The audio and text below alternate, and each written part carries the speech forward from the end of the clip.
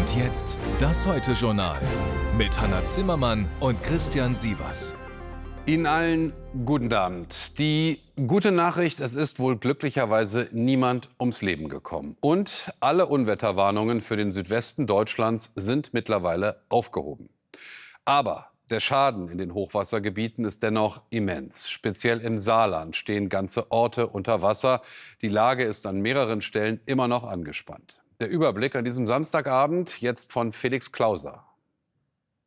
Es sind Wassermassen, wie sie das Saarland seit Jahrzehnten nicht gesehen hat.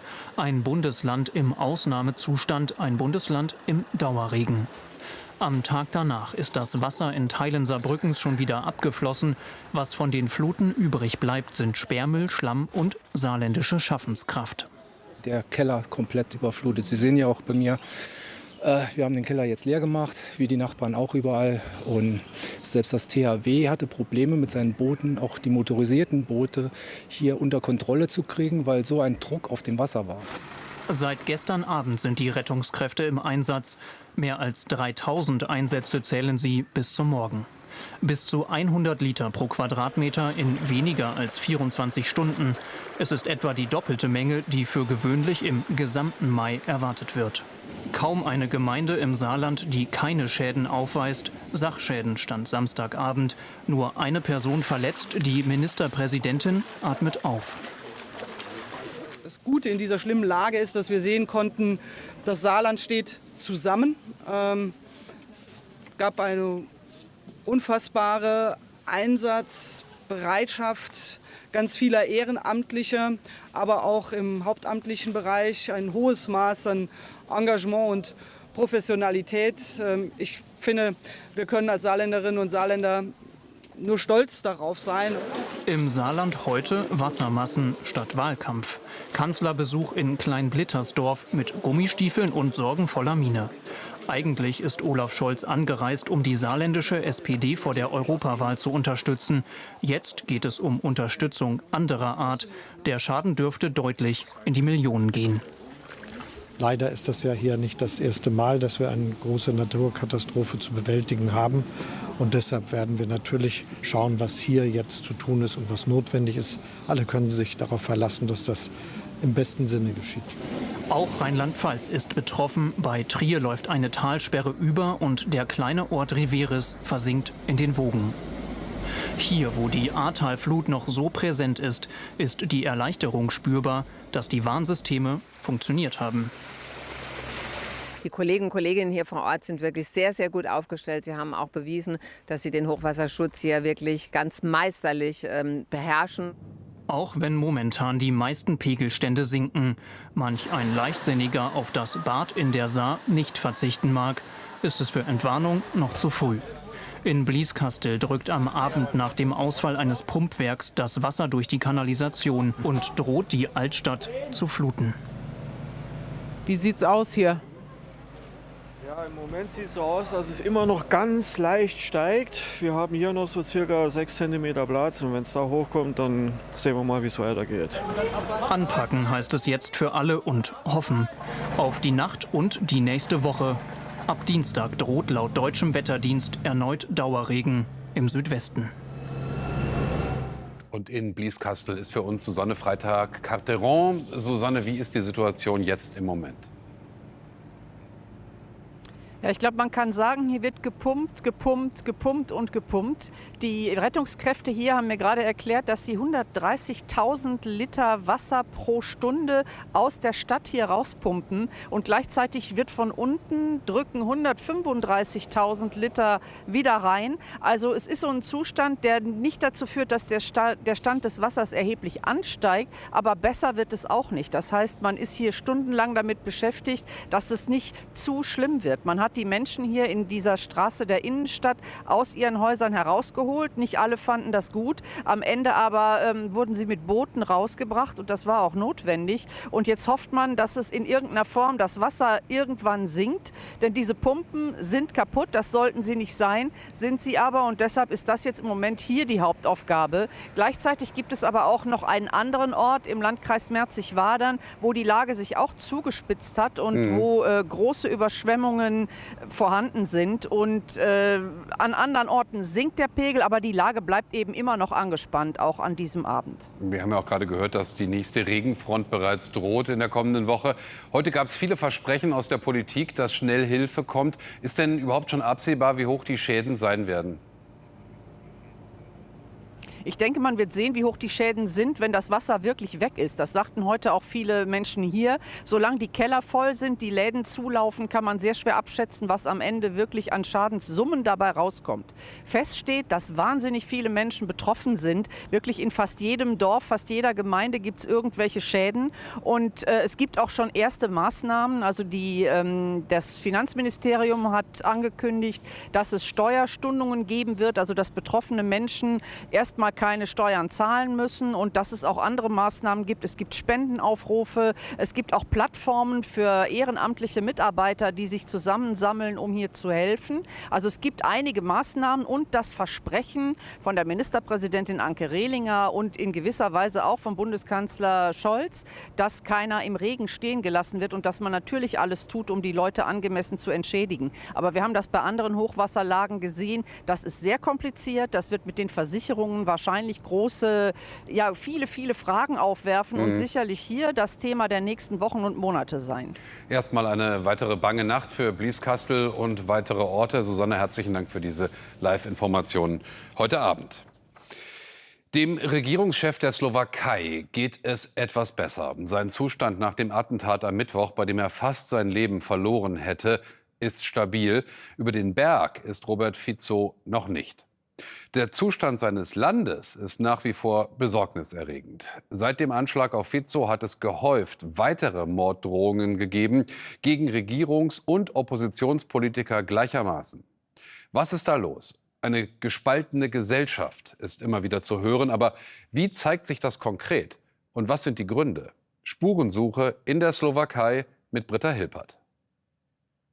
Er kann noch nicht verlegt werden, aber er sei stabil, hören die Fico-Anhänger vor der Klinik in Banska Bystrica heute. Sie wirken nicht beruhigt. Krise, Verunsicherung beherrschen das ganze Land. Das spürt auch Marek Madro. Er leitet eine Hotline für Suizidgefährdete. Heute ist Schulung. Schon lange können sie nur einen von 10 Anrufen beantworten, obwohl sich die Mitarbeiterzahl in 6 Jahren verzehnfacht hat. Madro braucht dringend mehr. Denn Ängste nehmen zu, erst recht seit dem Attentat auf Fico. Wir erleben jetzt viele hysterische Weinkrämpfe. Insgesamt ist besonders in den letzten Jahren die Atmosphäre unter uns Slowaken grober geworden. Wir haben ständig das Gefühl von Stress und Bedrohung. Denn das Fico-Attentat war die 3. politische Gewalttat in 6 Jahren. 2018 wurden der Investigativjournalist Kuciak und seine Verlobte erschossen. Er hatte Verbindungen zwischen Mafia und Regierung recherchiert. 2022 erschoss ein Rechtsradikaler 2 Gäste einer queeren Bar. Er wollte auch einen Politiker erschießen. 4 Morde und ein Mordversuch in 6 Jahren. Ein Grund: in der EU ist die Slowakei eines der am stärksten polarisierten Länder, erklärt die Soziologin Anna Durnova. Und dass die Polarisierung wesentlich von den politischen Eliten selbst mitgetragen wird. Das heißt, die politischen Eliten sind am meisten in die Pflicht genommen. Die geben das Vorbild der politischen demokratischen Diskussion. Die müssen klare Zeichen setzen, was möglich ist, was akzeptabel ist und was nicht mehr. In der Slowakei ist viel möglich, nur Dialog immer seltener. Auch Spitzenpolitiker provozieren und zeigen sich unbeherrscht. Im Ukraine-Krieg verschärfen sich Gegensätze weiter. Sogar Ficos Stellvertreter zeigt sich hier handgreiflich. Eine Verantwortung für die Verrohung sieht er bei sich selbst nicht. Es besteht kein Zweifel, dass unsere Gesellschaft Versöhnung braucht und gegenseitigen Respekt, sagt Robert Kalinak. Aber solange die Anti-Fico-Rhetorik von Politikern und bestimmten Medien weitergeht, kommen wir nicht voran. Der mutmaßliche Attentäter wurde heute an ein Spezialgericht überstellt. Seine Zukunft scheint klar, die der Slowakei dagegen nicht. Sie scheint gefangen in einem selbst errichteten Käfig von Hass und Hetze. So, jetzt der Blick auf das, was heute auch noch wichtig ist, mit dir, Hanna. In der Ukraine ist heute das umstrittene Gesetz zur Mobilmachung in Kraft getreten. Es soll helfen, fehlende Soldaten für die Front zu rekrutieren. Ab sofort müssen sich alle ukrainischen Männer zwischen 18 und 60 Jahren bei den Wehrbehörden registrieren, zum Beispiel in Rekrutierungszentren oder online. 60 Tage sind dafür vorgesehen, dann drohen Strafen. Eingezogen werden Männer ab 25. Die AfD-Spitze hat angesichts der laufenden Ermittlungen gegen den AfD-Politiker Bistron Konsequenzen gezogen. In einer E-Mail, die dem ZDF vorliegt, wurde der Politiker aufgefordert, auf weitere Auftritte im Europawahlkampf zu verzichten. Bistron ist die Nummer 2 auf der Europawahlliste der AfD. Ihm wird unter anderem vorgeworfen, Gelder aus russischen Quellen angenommen zu haben. Am Donnerstag hob der Bundestag seine Immunität auf. Die Staatsanwaltschaft ermittelt wegen des Anfangsverdachts der Bestechlichkeit und der Geldwäsche. Klimaaktivisten der letzten Generation haben am frühen Morgen den Münchner Flughafen lahmgelegt und für erhebliche Verspätungen gesorgt. Die Aktivistinnen und Aktivisten klebten sich an den Zubringerrollbahnen neben den Landebahnen fest. Aus Sicherheitsgründen wurde daraufhin der Flugbetrieb für knapp 2 Stunden eingestellt. Die Polizei nahm 10 Personen vorläufig fest. Und damit zur Fußball-Bundesliga und zum neuen deutschen Meister Bayer Leverkusen, dem heute Historisches gelungen ist. Das Team blieb in allen 34 Spielen der Saison ungeschlagen. Das hat bisher noch keine Mannschaft geschafft. Umso größer der Jubel mit der Meisterschale. Ja, aber auch das steht nun fest. Der 1. FC Köln und Darmstadt 98 steigen ab. Der VfL Bochum muss in die Relegation. Mehr dazu gleich nach uns im aktuellen Sportstudio. Jetzt zu den Lottozahlen an diesem Samstag. Die lauten 1, 2, 28, 36, 43, 49, Superzahl 0. Alle Angaben wie immer ohne Gewähr. Blicken wir aufs Wetter. Der Deutsche Wetterdienst warnt aktuell vor schwerem Gewitter mit heftigem Starkregen in Oberbayern. Und so sind die weiteren Aussichten. Morgen an der See und im Süden längere sonnige Abschnitte, sonst wechselnd bewölkt mit vielen Schauern und teils kräftigen Gewittern. Höchstwerte 18 bis 23 Grad. Am Pfingstmontag in der Mitte und im Südosten meist freundlich, sonst unbeständig bei 20 bis 26 Grad. Dienstag und Mittwoch im Südwesten nass und kühl, im Nordosten sonnig und warm. Wenn ein Gebäude aus dem Stadtbild verschwunden ist, aber nicht aus den Köpfen der Menschen, wie kommt das? Die Frage hat sich der Generalintendant des Baus gestellt, der an derselben Stelle neu errichtet wurde. Und sie beantwortet mit einer Ausstellung. Die heißt doppeldeutig Hin und Weg und beschäftigt sich mit dem Palast der Republik. Wahrzeichen und Schaufenster der DDR. Ein Stahlgespenst. Palazzo Prozzo. Erichs Lampenladen. Geliebt und umstritten, asbestverseucht und abgerissen. Und dennoch wirkt er weiter. Jetzt auch ganz ausdrücklich im Humboldt-Forum in Berlins Mitte. Henriette de Maizière nimmt uns mit. Waren Sie einmal im Palast der Republik? Im Humboldt-Forum in Berlin können sich Besucher und Besucherinnen zumindest in Teilen noch einmal ein Bild vom ehemaligen Palast machen. Mit einer Ausstellung, die Raum für Erinnerungen bieten soll, aber auch für Diskussionen über Ost und West. Was gibt es an Objekten, was gibt es an gesicherten Fakten und was gibt es an Gefühlen und Geschichten? Diese Erinnerungen, die wir in uns tragen, vielleicht dadurch, dass wir Geschichten von unseren Eltern gehört haben und aufgewachsen sind, auch wenn wir selbst geboren sind nach dem Mauerfall. Da sind so viele Themen drin, die, finde ich, total aktuell sind. Der Palast der Republik 1976 erbaut, einer der wichtigsten Repräsentationsbauten der DDR. Alle bewundern die Schönheit, bestaunen die Großzügigkeit. Es ist wie ein Schloss, nur schöner. Ein Haus des Volkes für Millionen Menschen. Ein seltsam freier Ort in einem unfreien Land. Partys und Partei unter einem Dach. Sitz der Volkskammer. Hier wurde 1990 der Beitritt zur Bundesrepublik beschlossen. Und dann das Aus, Asbest, der Abriss bis 2008. Erinnerung. Sei es Silvester, die 9. von Beethoven oder Eis essen einfach mit den Kindern. Ich vermisse es. Ich war am Anfang auch alles, was mit ostlicher Vergangenheit zu tun hatte, eigentlich auch für den Abriss. Aber dann, wo ich gesehen habe, dass er eigentlich und so weiter, war ich dann doch traurig. Ein geschichtsträchtiger Ort im Herzen der Stadt, an dem heute das Humboldt-Forum steht. Wäre der Abriss des Palastes der Republik aus heutiger Sicht noch eine Option?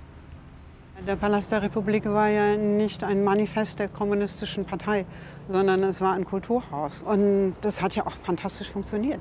Eigentlich war das ein wunderbares Gebäude, was man aus heutiger Sicht sofort unter Denkmalschutz stellen würde als ein Spitzenwerk der Ostmoderne. Die Ausstellung versucht nun genau da hinzuschauen, zuzuhören und die Symbolik und Geschichte des Palastes der Republik als gesamtdeutsches Thema zu fassen.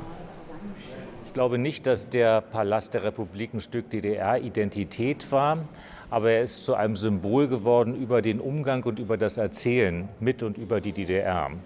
Und deshalb ist das eine Ausstellung und auch ein Thema, was so viele Emotionen weckt.